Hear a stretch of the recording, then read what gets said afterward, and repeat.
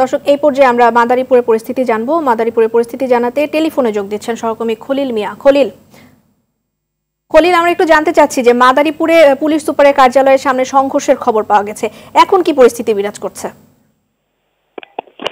জি রেবেনা, আপনাকে বলে রাখি, আজ সকাল 10টার দিকে মাদারীপুর জেলা শহরে অবস্থিত ইউনাইটেড ইসলামিয়া সরকারি উচ্চ বিদ্যালয়ের ভিতর থেকে কোঠা বিরোধী আন্দোলনের সাধারণ ছাত্রছাত্রীরা একটি বড় আকারের মিছিল বের করে।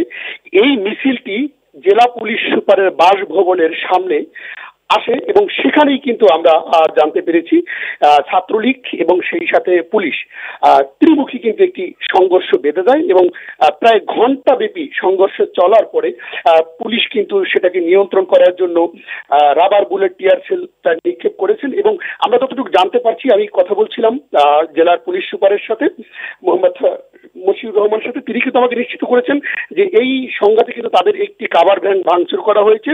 তবে এখন পর্যন্ত হতাহতের বিষয়টি তিনি নিশ্চিত করে বলতে পারছেন না।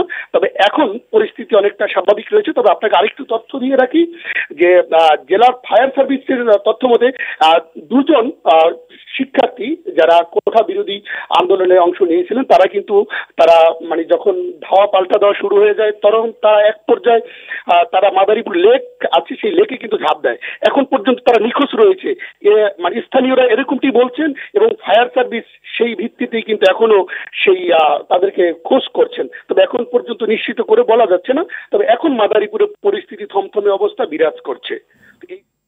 খলিলকে ধন্যবাদ, টেলিফোনে আমাদের সাথে যোগ দিয়েছিলেন। মাদারীপুরের খবরাখবর তিনি জানাচ্ছিলেন।